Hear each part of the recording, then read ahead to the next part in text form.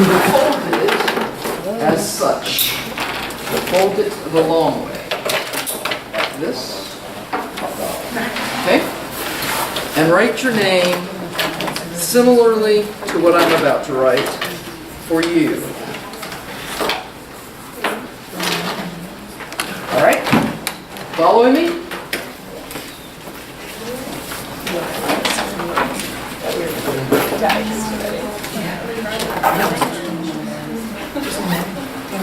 Give me our name, or do you just want to like go at our Your name, your first name. Just your first name. Because you don't know each other. True. She said how many students in it? I heard that. Okay? And if you would put it in front so you can see each other. This is a strange get-up setup. So let's do this a little differently for now.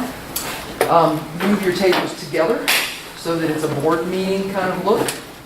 Move your tables together. Pretend that this is a board meeting.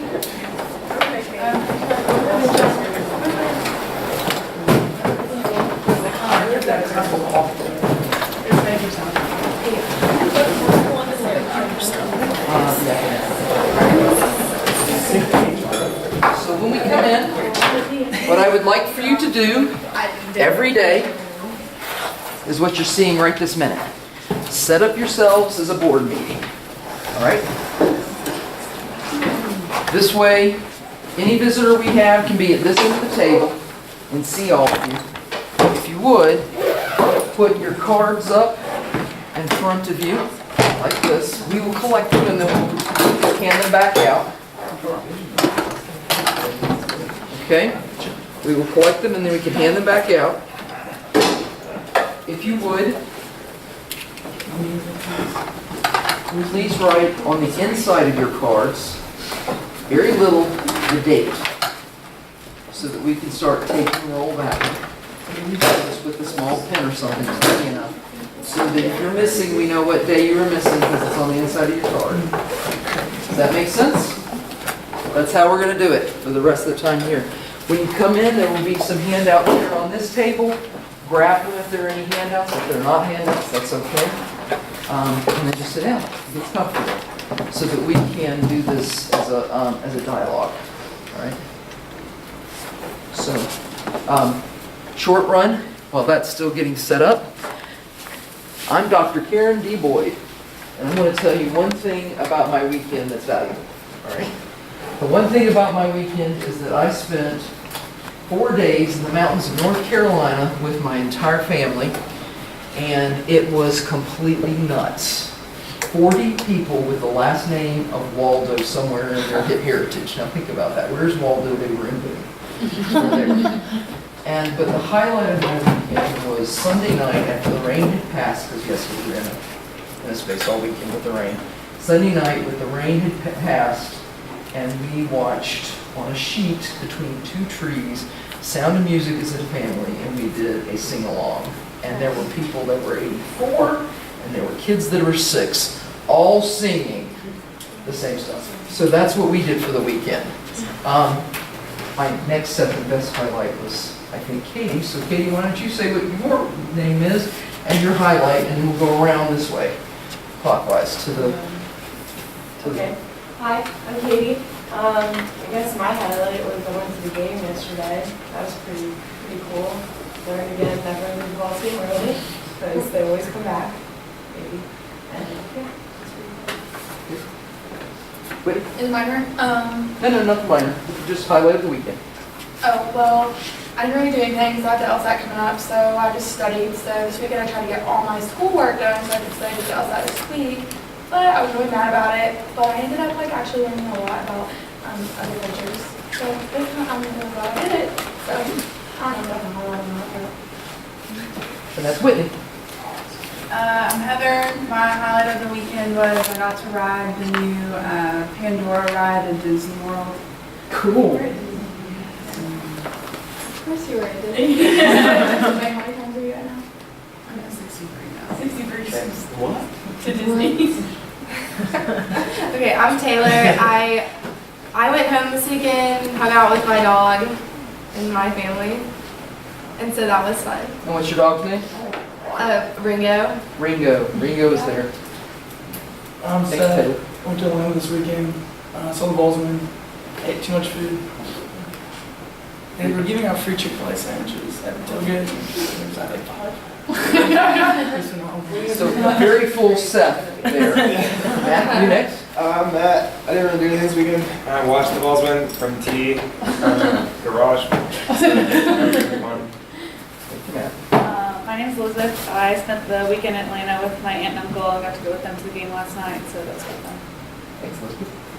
I'm Zenat. I traveled a lot. I went to Memphis on Thursday, spent some time with my family. There were a lot of people in my house. Ate a lot of food. Then I went to Atlanta on Saturday, and then I went to the game, and I spent time with people there. That was really fun. Thanks, Matt. Okay. Hannah? Oh, me.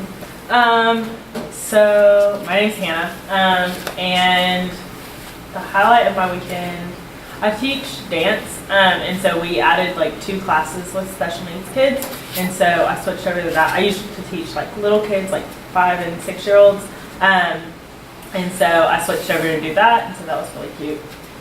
Cool. I'm Madeline. I got to spend time with my parents this weekend and my friend Megan. We went to, I guess it was a hot air balloon festival, but they lit up, yeah, I don't know what it's called. And that was a surprise. I went to my mom's and she was like, hey, we have, VIP tickets to something or other. And I was like, okay, so we showed up and it cleared up. And we got to do that. And there was a wine tasting too, because it was at a big It was fun with my parents. I'm Jen, and I got to go back to my hometown and surprise my best friend who's getting married at her wedding shower. She didn't remember on that. Always hope. Roger's supposed to. All right, any other celebration announcements? Anything else? Celebrating the fact that this is the second class that we have. I'm celebrating the fact that you're here. So thank you for your commitment and your persistence to graduate. Answer a few questions for me. Who here are LKSs? Raise your hand. Okay. Who here were in the very first cohort for the minor? That would be you, Seth. Anybody else? And Matt. Anyone else in the very first cohort? Okay. So that means they accepted it in the spring of 2014 and started classes in the fall of 2014. Okay. So those are folks who's been on the LaSalle board. The 2 that are originally. Who here did ball to ball? Anybody? I think you did. Who here is in ball leads? Explain what ball to ball is.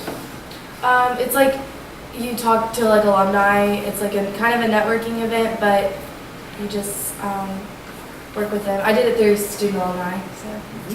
And tell them what ball leads is.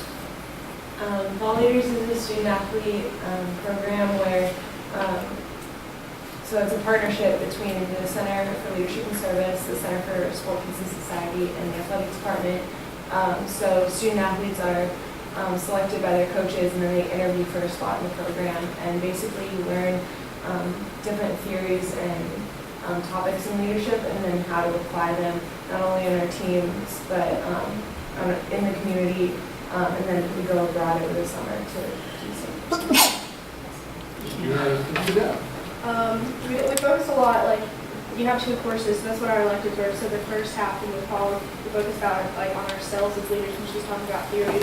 And then in the spring, we do a lot of how can we apply these theories in our own leadership styles to promote positive cultural change. And so we focus a lot on disabilities, and we held the first annual sports fest for persons with disabilities last spring, and then we carried that over into Vietnam into the summer. Who here has been an honor student? Raise your hand, Matt. You've been an honor student. Ben, I asked it intentionally that way. Like 2 weeks. Yeah. Sorry. The point is that we have honor students in this space. In the future, when we're sitting at this table, we'll wind up with honor students who came into the university as honors leadership students. but not all honors students are in the honors leadership program. So there will be some students that will join us there either. But just know that that's out there as you're talking to people. Who here finished 351, the 1 hour content, earlier than last fall? The personal and social responsibility content earlier than last fall. Was it the 1 hour? That's the 1 hour online. Earlier than last fall. When did you take it to? I think the spring before that. The spring before that. Yeah. So about a year and a half ago. Yeah. Okay. Matt, yours was just last spring, right? Wait, what was it? It wasn't. Hmm? Are you talking about the 1 hour or 2 hour? The 1 hour. You're the TA for. The one you two did together is online. Who here took on the 350 personal and social responsibility as an online class as opposed to in person? Online. Okay. So you know that there are different ways that you've all gotten here as part of the point, and that way you know what your experiences are. The challenge has been with minor is that the content is changing every time you turn around. Or at least that's what it feels like, or the requirements are. It really hasn't changed as much as you think it has, but we haven't been able to straightforwardly tell you this. In the future, what we'll be doing is by the time you get that 1 hour online class, it's actually going to be a 2 hour class, and the folks are going to know what's going on there. But I'm going to give you what they're getting ready to get. All right? So, remember this is the review day, right? This is our review day. Did you get the thing up? You just have to wake it up. I just have to wake it up. So let's wake it up. Well, it's not woken up. Mine is, but the online is. There it is. All right. So with that said, let's open that up for last week.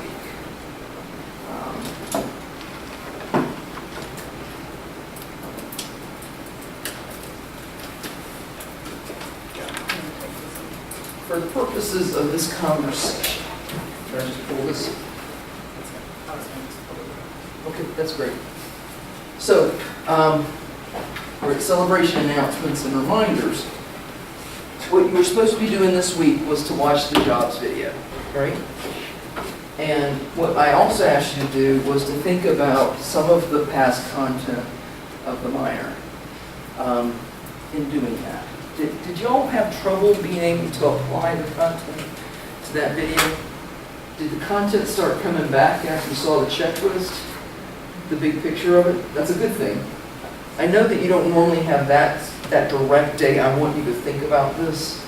In most of your coursework, they don't at the end say you did this, you did this, you did this. But in leadership, there's a very finite set of things we're talking about. And it's about not just how you know what you know, but how you apply it to the real world, and more important, to what you do and who you are, which is a different level of learning.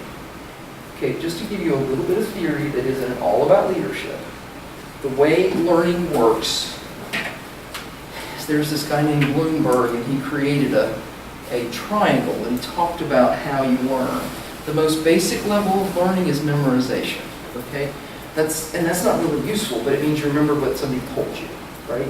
And then ultimately it goes up to the very top where you have gone through everything from applying it to analyzing it and then to synthesizing and creating something new. That's once you get here, you've gone through all of those different things. Does that make sense? So what we're saying is that we're not just talking about you memorizing pieces.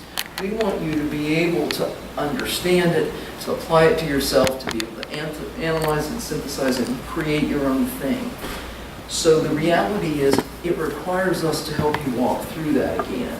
And you remember those 4 stations I talked about, where it was about concrete experience with reflection, and then you have abstract concepts that are added, and then you have your experimenting about what you think.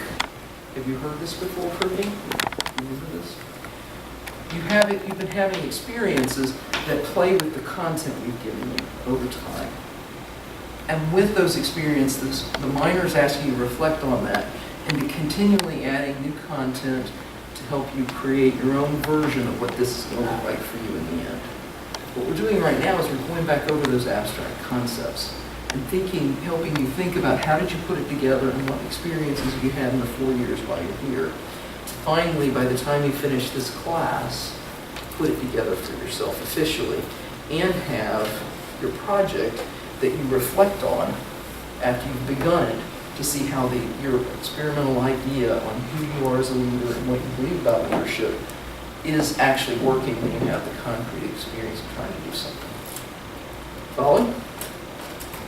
Okay. The abstract concepts that we're going to be adding to the mix in this class are change and you transitioning to off-campus leadership.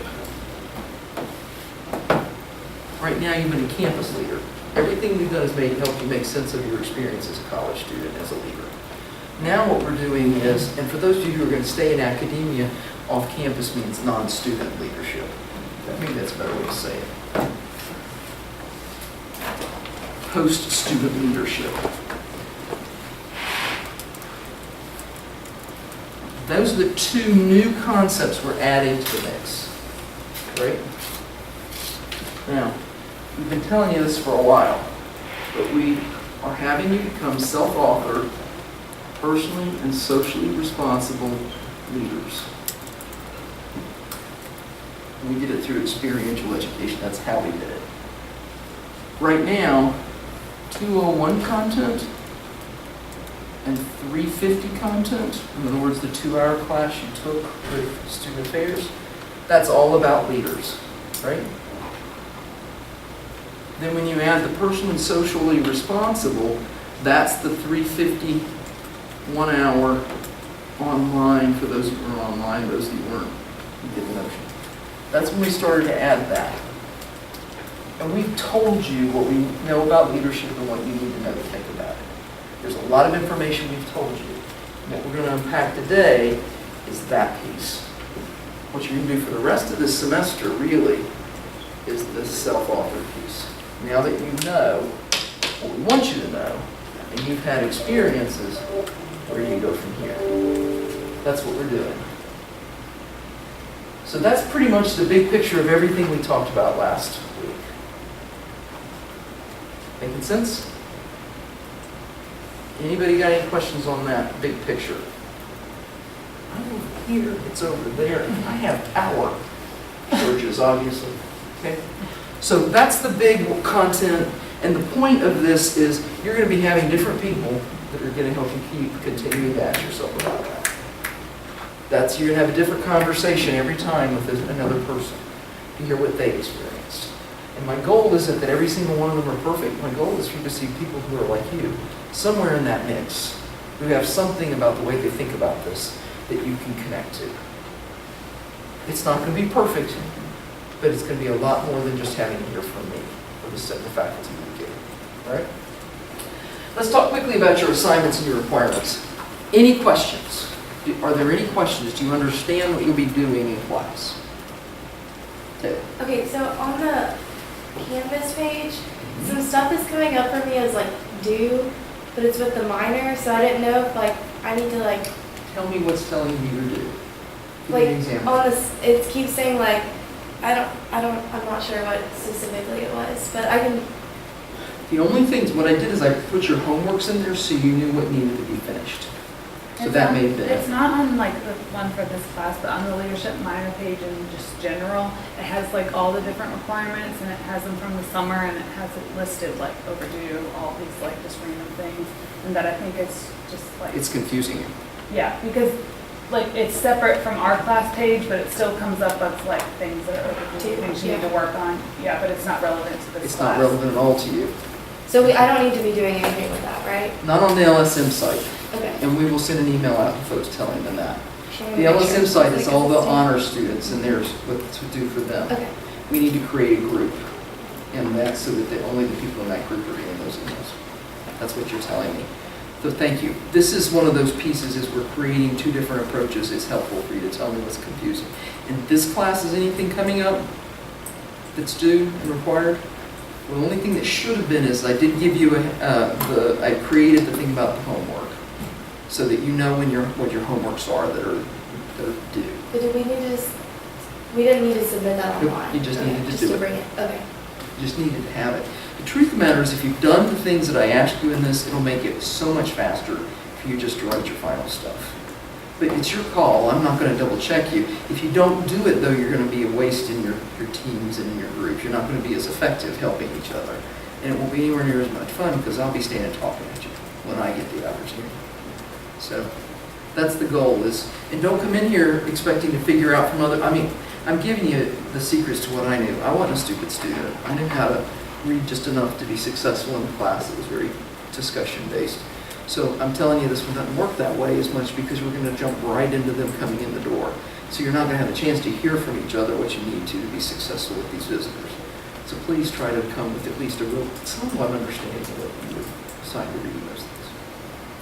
Okay. 451, the big difference is they've already done a project where they're doing it in a group. It's been assigned to them. They're not creating the vision for the project in originally, but they are creating the vision for how the project is operationalized, which has its own challenges. Okay, so that's the biggest difference between 450 and 451. What 450 is going to require is that you'll wind up having some additional meetings with me for that extra credit hour to help you be successful accomplishing the task that's being charged to you. 451, you're invited to come to those meetings whenever you'd like. Katie, we're going to have to create one special for you. We need to go with the date that we agreed to last week that everybody else met. Do you remember what that date was? That day and time? Anybody remember that day and time? Was it just during this class? I thought it was Thursday during this class. That's why I'm making sure we're all there. So Thursday during this class, I'll create 7 meetings over the span of the semester that we'll meet. And then we're going to create for you some opportunities as a workshop of sorts that I'll do or the board will do, whatever the case may be. Well, they're still discussing what their plans are. But minimally, I'll have that so that you're invited and others are invited to come to it for me to handle it so you get what you need. Okay, and I've got a graduate student who'll be doing some of that too anyway because we need to be working on that.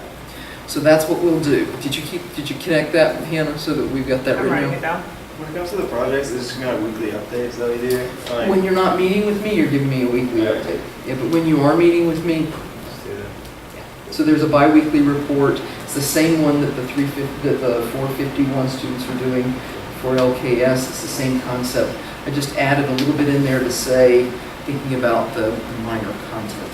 This one's there. I would encourage those of y'all that are in 451 to take a look at what I require of the 450 students, because I would hate for you to graduate in 451 with all that, without all the skills that the 450 students have. But I'm not requiring it of other places. So we don't need to come. You don't need to do. Thursday? You don't need to come to those 7 meetings. You don't need to stay after the time that y'all leave at 1:35. You get to leave at 1:35. They stay for that extra 15 minutes. And you do not do the weekly reports to me. You're doing them to Alicia. But I would review them and think about adding what I ask of these students to your reports to buff it up even, or to make it clear that you have extra knowledge that you're using. That's the purpose of using this, of getting this, is so that you do know more than people who haven't gone through this.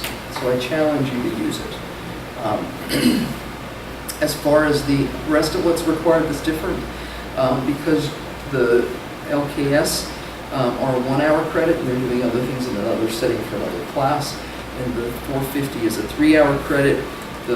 That's why all those other additional meetings, those of you that are in the project, you will also be doing the paper piece that's using the scholarship. The approach that I'm going to take with that is not that you actually have to write a paper, because the activity of writing a paper is, while I appreciate that, I don't know that it's necessary for you to use it the way I need you to. I need you to be able to research and find the things that matter out of the research in bullets and be able to say that that's the case. So what I'm going to actually ask you to do is annotate a bibliography that shows that you've pulled this research about these topics, and here's my takeaways for when I go in to do my work. And you'll wind up going that route. We'll probably do the 2-page review. Now that I've done this, here's the meaning I made out of it for as I approach my project, how I use the scholarship to make me stronger, to understand the problem on that. We will talk about that a lot more in the session I'm talking about. The This is an example for those of you all that are in 451. If you want to sit through more conversation about those skills, you are invited to do that. You are not disinvited from any meeting. You're invited to anything you want to take advantage of that opportunity. And that would be even the Thursday at 3:30 or the time that I set with Kate. Okay? But you're not required to do any of it. The point is, engage scholarship, helping you know how to do that. Everybody get where we're headed now and why we're headed that way. Last but not least, the rest of the day is going to be spent on reflection and synthesis of the liner content. Unless we are outside in the fire alarm. Can we check to see if that's actually a fire alarm or if It it's might a be the door? door. It's the door. It sounds like the door. Going off in here.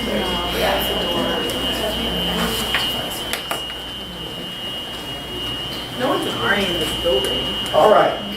No, but if it's the fire alarm, the blinky things with the. Yeah, I would've it's the thought. door. Yes, it's the door. You can just, having been a housing person, I very much respect fire alarms because I was in 2 fires, and it was a big deal. But the flip side is that I also am not immediately going to jump scare to death. So these are the big questions that we talked about, that I mentioned last week, that are the big questions that you learn across the scholarship, but I bet you didn't realize them in this way as we were doing it. Right? So let me ask you this question, because I told you to start writing down your thoughts on this, but what is leadership to y'all? What do you think are some of the key elements of leadership? David. I think like having a vision and like being able to like see. I mean, it's not like a very like it's kind of general, but just like having a vision for like what you want others to like, why others should follow you. Okay. A vision, Yeah. so that there's a purpose for somebody to Yeah. do. What else do we have? I think I'm building on that, getting other people to want to do your, or to like have your vision too. So like there's the element of a vision, but then you have to get others to get on board. To come with it. Okay? Keep going, guys. Just talk. I feel like that, I don't know if this is technically a trait, but like reliability, like even if others aren't following you, like you have to be reliable and accountable for yourself, and others. Yeah, sit there. Like it didn't make it So, good. what you say about accountability for yourself and others? Well, like, it's great to have a mission, like you definitely need that, but if you're not like accountable and reliable to yourself, like it'll never be fulfilled, with yourself or others, like following you. So there's a level of accountability, of responsibility being exercised. And there's the notion of others. That's what Matt's introducing. So it's not just something you get to, and you need to communicate it so that there's others who understand where you're going and they see shared purpose. What else? Anything else? So you did the review, you looked at the 250, I mean the 201 and the 350 content. Let me ask this question differently. What if we told you leadership is by what we talked about that you needed to learn? How do you think the minor would describe leadership? What are the elements of leadership that you've been told are present based on what we felt the need to put in your learning? Leadership's a process, and it's like interactive between like the leader and the followers. Leaders should process. There's an interaction piece to it. What else? I think that's like, No. I think like you're a, like it's not necessarily, you don't have to be born with these like, I mean certain people have certain traits, but there's not like one mold for a leader, like there's multiple types of leaders, and it kind of depends on like the situation and the role that you take on. Man, you packed a lot in there. Traits. There are traits that are part of leadership. There's multiple ways of being a leader. It's not just this and this. There's, what was the last piece you were talking about? Because I think that's important, that there's contingency, that some things may change through context. Yeah, that I mean you can like change as a leader, and like you might be a really good leader in this situation, but maybe someone else is a better leader in a different. So there's a notion of being able to do teamwork based on skills. And one part of that is being able to step back and let somebody else step in when that's the case. But the other is that you also maybe develop, that there's the growth piece to that. What else is there? Man, you covered a lot. You've synthesized already. I think a key portion that we've learned about is learning about ourselves as leaders. So like your values and your whatever, your traits, your skills. Yeah, just understanding yourself and your style. Well, there's a few pieces there. One Yeah. is self-awareness is imperative for being a leader. That's one piece. Mm-hmm. The other is that some of the things you need to be aware of and that are present in leadership are traits and values. And those inform who you are as a leader. Another is skills, that there are skills that are leadership skills.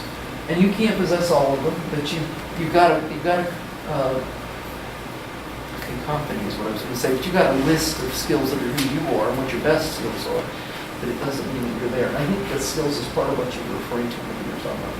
What else have you been taught? It's not a solo process. Like you're not just you becoming a leader. You're either helping others or you're learning how to become better relationally with others in order to better yourself. Okay, so it's not by yourself, which brings us back to the style conversation. That there are some people who focus on leadership one way versus the other.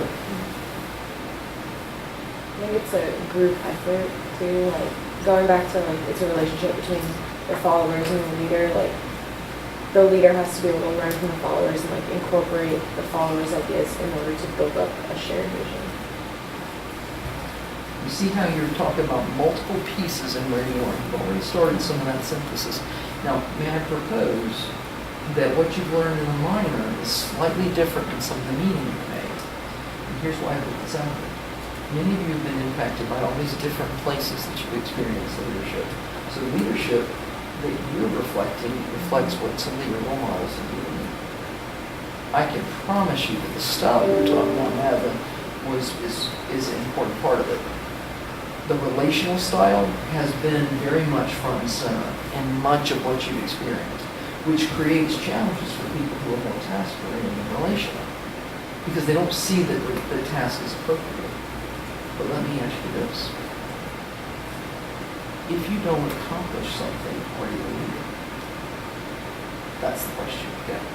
But and I think that defines what accomplishing something is. Because although, yeah, maybe we're not filling out a worksheet now, not finishing a task, but we're talking, and that's accomplishing something, we're getting some result. So Which is what kind of a leader answer? Relational. Okay. So keep going though.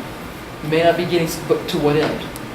The task What's leader the would say end? to what end Mhm. is the process of the we challenge a relational leader would say that is the end. Mhm. And then from that good things come. A task leader would say, I want this to be produced. And would recognize that the process of developing the relational elements, in fact, make that happen. Okay. So the question I ask you though is if you have a great team, if you don't accomplish something, are you a leader? Other than a team that cares about one another, knows one another, likes one another. Are you a leader? I think it's well, it depends on what the goal of that team necessarily is, because, I mean, if, like, I guess the way I see it is change is like an ongoing process that happens over time. Leadership happens like every single day. And so you can be a leader every single day and you might not see change in your time, but if you've affected the people that are following you in a way that creates change, then that makes you a leader. But I think you can be a leader without necessarily being like a successful leader, maybe. Like you can be a good leader, like a great leader, but not necessarily be successful at what you're doing or trying to accomplish. But still lead others like in a good way and like maybe bring about some change but not accomplish your goal. That's an interesting, you combine two things that I wanted to unpack further with this. Let me go ahead and use my launching pad. What's the difference between a successful leader and a good leader? I think in her context that successful would be I'm asking for you to say what you believe the difference is between a success. Don't go for what I think is right. That's not the answers now. yeah. I think a successful leader like does accomplish something. Because I feel like most teams are in place to do something and to complete the goal. I think our goal right now is to see what we think. Are we all saying what we think? I don't know. And we're not accomplishing our goal. But a good leader is someone maybe that, I feel like if you're a good leader, you're going to be successful because you have people to follow. So a good leader has people that follow, it accomplishes a goal, it goes to a direction. That's your assessment of a successful leader. A good leader has people following success as you get to a direction. That's how you separate it, I think. I think Steve Jones was a successful leader. No. Not a So good you don't leader. think he's a good leader? I'm- So, Yeah, not a so good tell me what the difference is in your head between a Yeah. successful and a good leader. Well, I think like, especially in the context of like PSR leadership, you can be successful even like, and Steve Jobs was like super rich, his company's awesome, like everything he wanted to do, he did. But I think in terms of like, if we're thinking leadership is personally socially responsible, I don't think he was really ever, I think he grew in being socially responsible, but I don't think he was like considerate of like who he was like working with, or like really cared a lot. I think like there were moments when like, I think he showed like genuine care. I think like in the movie at least he didn't really seem like a good leader to me. So realistically, what you're suggesting is that good requires some care for those that are around, some of the relation. But that's not, I don't believe that all those things are necessarily have to be in place in order in all situations, to be successful, or I guess a good leader. Like, let's say something as simple as a fast food restaurant. It's just there's very much, like, I guess there has to be some relation, but I don't know. I think I worked it in a comes fast down to food like ethical Yeah. leadership. There's no, I think like it boils down to like ethical leadership. Yeah. Like being a good leader, you have to be an ethical leader. You have to know your values and you have to be congruent with them and act congruently with them and show, what you have to show people, not just tell people. A successful leader, if we put it in like an analogy, like I'm a sports person, so like a successful leader might win the game, but you might not play well, and that a good leader plays well, but might not win the game. You know what I mean? Like, yeah. I think it's relative too, because you can look at people who are really successful in what they want to accomplish as leaders. So like, we'll take the stereotypical example of Hitler. But I don't think anyone thinks that he's a good leader because, the successes that he had was, not ethical, was like, And he forced it upon other people, and like people who were followers of him probably thought he was a great leader and a very successful leader, but then the rest of the world looking at him does not think of that as like an ultimate form of leadership. So I think it's relative on the audience that's like looking at your leadership and like judging it from the outside in, if that makes sense. Anybody else got an opinion? Consider a leader.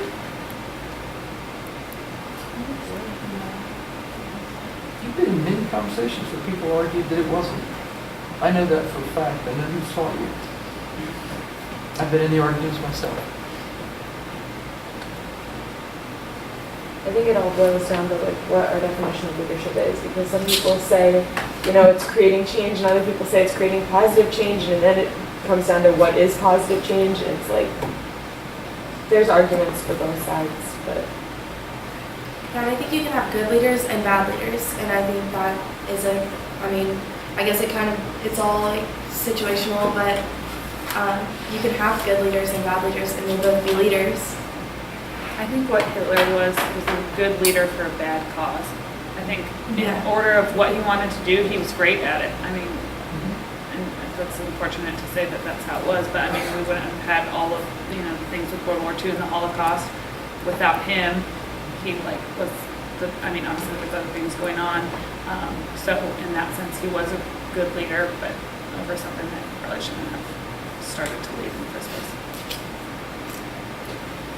I think sometimes we get the definitions between a leader and leadership, though, because they are different things. If we're using the definition of leadership, like, as just a process, And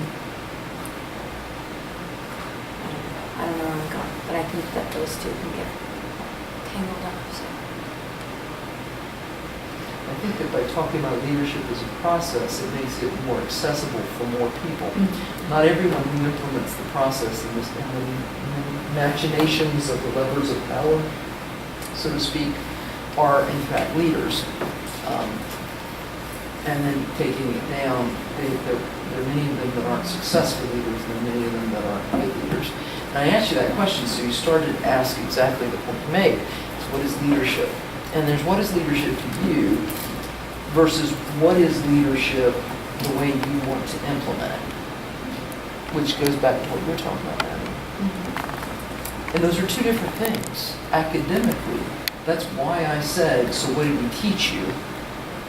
To make it even clearer that there's this plethora of concepts, and the way you put it together for yourself is what you believe about it, but it doesn't mean it's leadership. Is that making sense?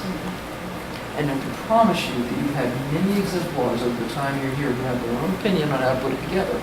And you, to date, haven't been asked to really step away from everything you've been taught to recognize it as these real constellation of concepts that were put together by somebody other than you. I'm pushing you to put your constellation together. It's actually not a bad analogy. Don't be somebody else's constellation, so this one's self-example. Okay? So I guess my question is, why the heck would I, because I bet you wondered this, why would I have assigned Steve Jobs as the person that you were going to look at across this entire semester? Why would I do that? I feel like that showed us a good, like, kind of what we were just talking about, a good leader and a successful leader. Like, for me, when I was watching it, I honestly didn't know a lot of the background, so I was like, wow, he, like, was really into his vision. He got it done, but at the same time, like, the way he acted, I couldn't do that because I'm more relational, I'm more, like, empathetic, and he would just, like, yell at people, fire people if they didn't have, like, the same, like, if they weren't on board. So he kind of taught me, like, the difference between his leadership style and mine, which is totally different, you know? Is anybody here a task leader? Okay. What did it teach you about your style? As a relational, you saw the difference. What did it teach you about your style? I think even though he was very focused towards the task, he's very self-centered in the way that he led because, like, even if you are task-focused, you need the group to work with you towards that end goal, and so you've kind of got to bring them along, and he just kind of dragged them along and was like, oh, well, if you're not going to do this, then I'll fire you, and he showed that in multiple examples in the movie, and so I think he led out of fear and not out of, like, you know, showing people, okay, this is our end goal, this is how we're going to get there, come with me on this process. And he was so task oriented that like multiple people in the movie pointed it out to him. Like they were like, you are going to lose everyone and everything. They literally said, if you don't quit being an asshole. Is literally what they said in the, yeah. And they told him, and when it gets to the point that where multiple people are actually like coming forth, like that takes a lot of effort to like, and like a lot of confidence to come forth to your boss and tell him like, hey, like you're going to lose everything if you don't start considering other people. I just thought that said a lot. And you could see that starting from the beginning when he was working at Atari and he was making $5,000 and he was like, oh, I'm making, what did he say, 500 or 700? Yeah. Is that about task, or is that about this ethical leader piece? Selfish values. I think it's ethical. Because I have like no I can't imagine what I can't have voice after last night. A double overtime is a challenge. But so one element is it to him. He had $4,500, but I didn't get the impression he pocketed it. I think he put it into the business. I do think a large part of it went to making the next vision happen. But that said, it was still unethical the way it went, right? And he could argue it helped build this empire, but it was his empire, not other people's. But even at that same token, if that's what you want to do and you have someone that you think would share that vision with you, you can be like, hey, if you help me with this, I'll give you $500 and I'm going to take $500 and then the other $4,000 is going to go to the business. Is that like cool instead of just lying? And like probably his friend and co-founder like seemed to be like he would have been okay with that, you know. He kind of just like went along with whatever he said anyway. He followed. Yeah. He's a good follower. That reminds me of like the leadership versus management thing, because I feel like he managed his friend in that situation instead of like let him company was kind of used him for like his ability, as a resource instead of as a person. I think he also he didn't have the competency to do that. So like he was trying to learn from others, like especially in the beginning of the movie when he was going to the different classes, and he was really curious. He had to ask questions, and I think like he had to go and like use other people. Like that's how he had to start his empire. I think his like task orientation really showed when he had that big argument with his wife, Julie, when she told him that she was pregnant, and he was just like, "You can't do this to me right now. Like my business is on fire." And it's like, but this is your family. So like, that just, I mean, not just like inside of the business, like the lack of relational leadership, but it bled out into his life and into like his family, and it took a lot away from him. So first of all, everything you've learned in this class will be applicable in every setting you work with others.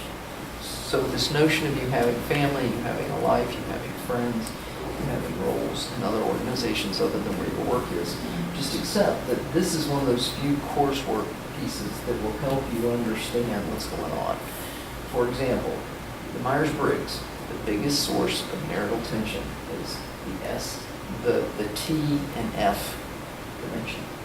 If the other person in the relationship is the other, whatever it is, you have a lot of trouble crossing over that bridge. When you're in arguments, if you step back and go, is this a T moment if you're a T, or an F moment if you're an F, it will help you understand how to cross that. Okay? So that's entirely everything about leadership. You're leading in those settings also.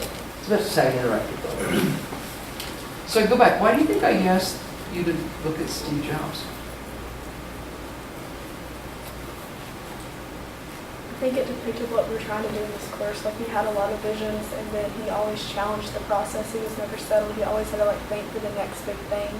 And I think as we like build our projects, we need to do the same thing and not just kind of settle for mediocrity and just go for something big. So you saw him as an exemplar to some extent. Was he a perfect exemplar? Go ahead and tell me your perception of it. From that time I told you like last week. Yeah. I definitely forgot about that. But I was thinking that, like, I don't know, if you look at like a lot of businesses right now, like Facebook, Uber, like Elon Musk, like they're successful leaders, but they're not good.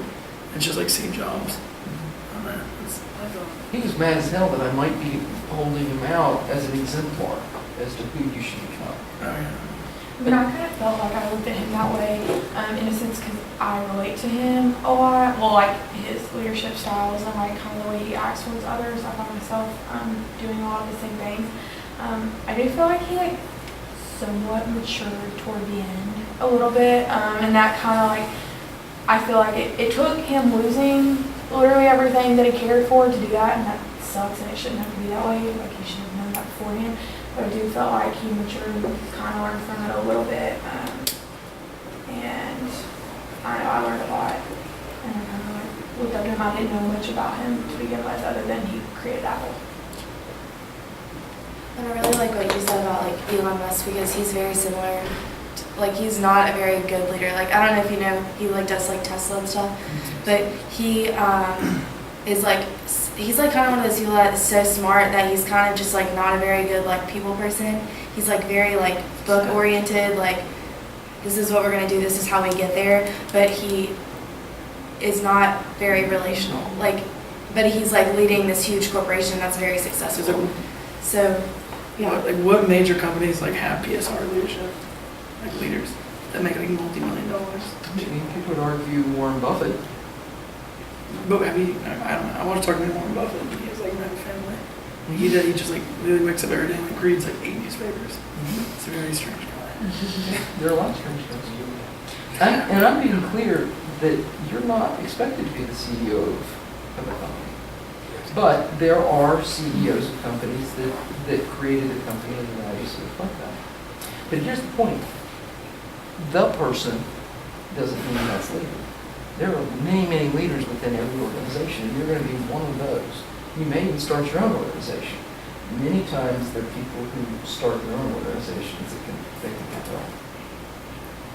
Well, I think that like some companies like like Apple and Tesla, they need someone that's more visionary and need someone that's more smart in that aspect. So they're fulfilling a huge role that, like, the need of the company, like, it needs that, and doesn't really necessarily need so much of the relational part of that You think the leadership. company doesn't need it? I mean, I think they do to some extent, but I think the company as a whole necessarily needs someone that's smart and can. Sometimes you need I mean, those lead the way. people. It's like you Yeah. need the relational peoples too, but you also need some people, and like, it would be nice if they were both, but Yeah. like, sometimes they aren't, but you still need that aspect in the company. So like another example would be Uber. Uber, like straight up, like the founder guy, he's out now, but they created a program to hide their Uber cars from the police and to know when the police are looking for Uber cars and see that they're banned. That would be very unethical in this class, but his technology, his argument was that he's ahead of the time and that he doesn't have time to wait around for laws to change. And now Uber is one of the biggest self-driving cars in the world, other than Iran. Like Uber's like the largest self-driving car. No, not self-driving. You know what Uber is? Yeah, no, I didn't know like what you were saying about the law. Like I never heard. Oh yeah, so like there's like a lot of big cities like San Francisco and others. They have like banned Uber because it's a threat on the taxi industry. The taxi industry specifically. Yeah. But don't forget, the taxi industry was highly regulated. Right. And that I had a very interesting conversation about it with a taxi driver once. But the point is that sometimes what's ethical isn't black and white, that it follows the law. That's what you talked about, at least as far as they're saying. And he wouldn't have been able to accomplish what he did as far as a company had he not had those things. But does that mean that that's the right way to have been? And how do you get there? The same thing for Steve Jobs. What he was doing was, instead of following the legal parameters, he was stretching the notion of what it meant to be tech. So let's take the jump. You said something about accomplish his vision.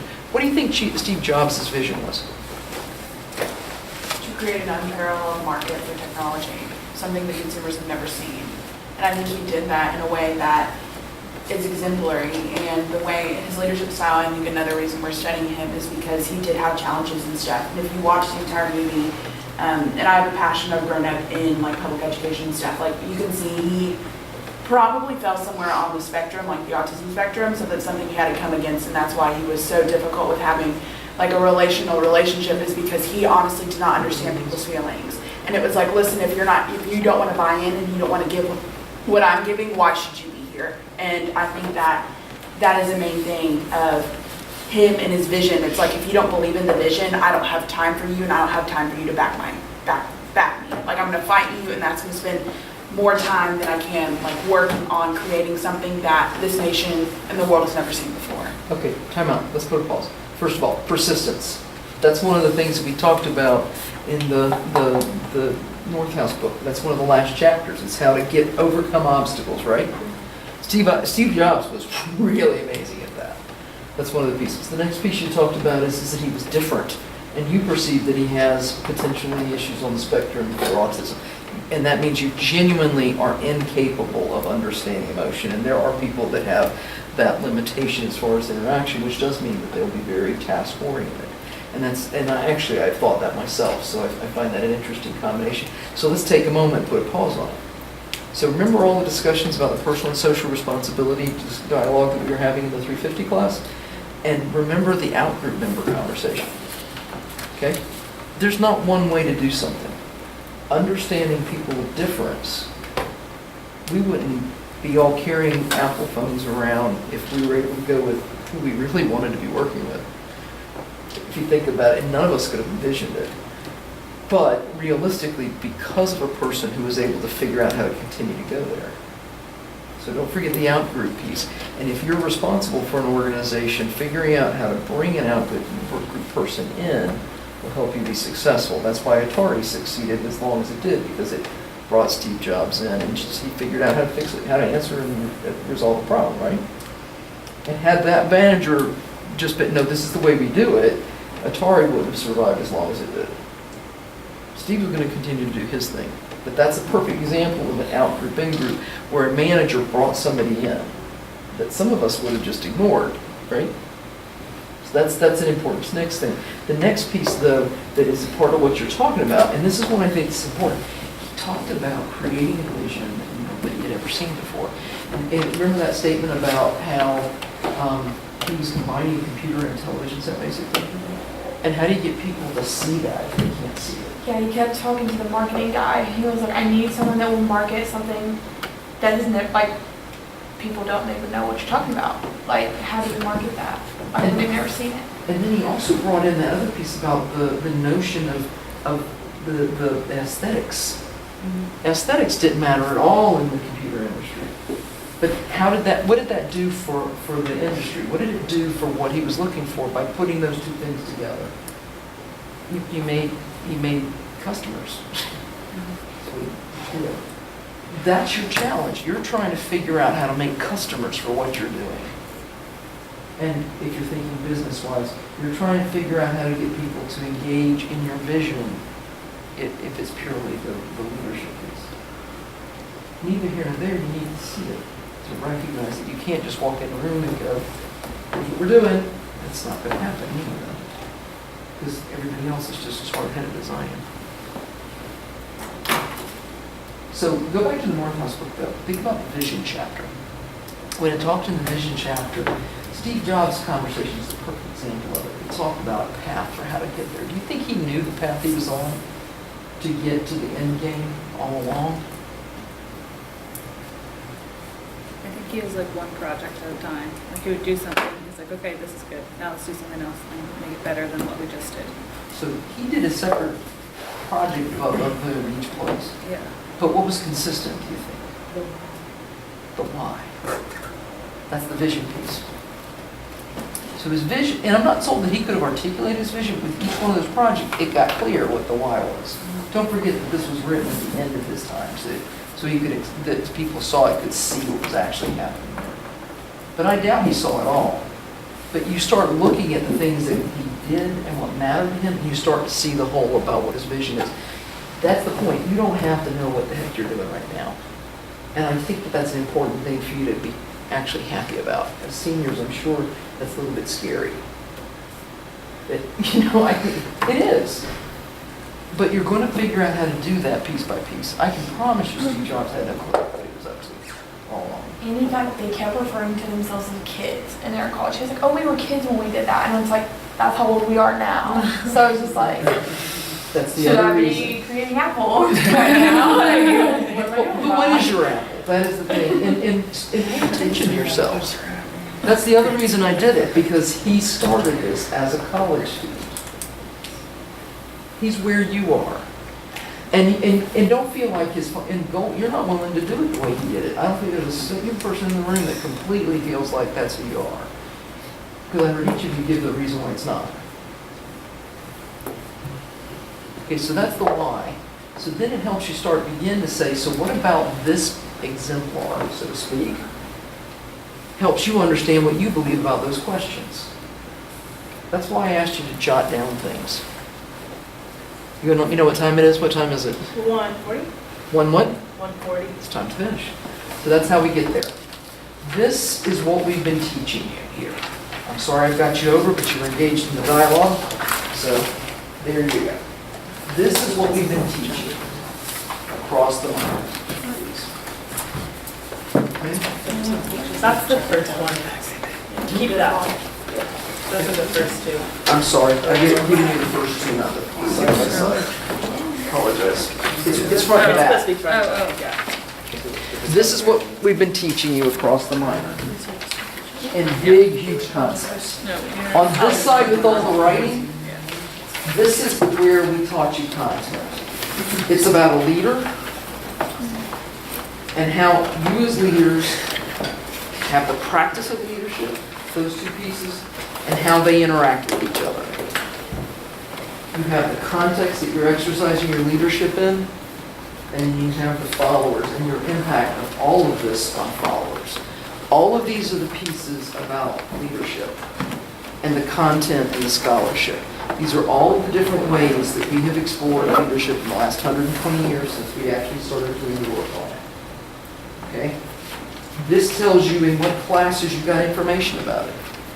Kuz and Posner is an example of how to do it. But look at Kuz and Posner and what makes you mad at Steve Jobs. Absolutely everything in Kuz and Posner is present in Steve Jobs. Every single thing the top one thing is missing. Okay? However, he didn't do it good enough. Because there were pieces you did. That the rest of this helps you figure out why and how. That's what your challenge is. I encourage you to come over here and identify everything you think that matters about what we taught you in your little sheet that you did all the checks off for, how it fits in about what you believe about yourself and about leadership at large. Because Steve Jobs is also an example, not an exemplar, but an example of what your boss might be like. You're going to find yourself in organizations where you don't have perfect leaders, but they're leading. Perfection is not necessary to wind up being a leader. I'll give you the last thing. Perfection is the enemy of progress. Don't limit yourself, and don't expect that you can be perfect. Expect that you're on the path to perfection, and what that looks like for you. So fill these things out about what you believe under these boxes. This is the concept map that you're submitting at the end of the semester. This concept map. Answering these questions within this. That's what you're going to do. Have a wonderful day for 51 people. I'll keep rolling my 350 and my 450s. So we had to keep this. No, we only need that one.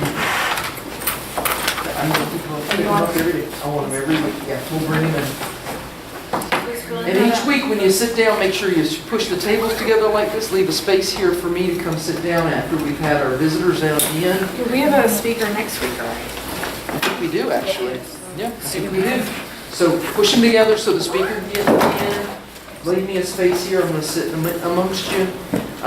We'll break out your piece, write the date on the inside so that I know you're here, and we'll just keep going.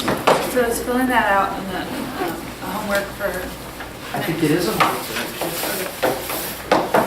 So this is the beginning of you thinking about what leadership is. I will schedule a meeting with you, I said I was here for 15 minutes. Are you gonna be able to change that, or I need to send it another thing? Okay. Well, yes. I can put it in the notes section that I got rid of. Okay.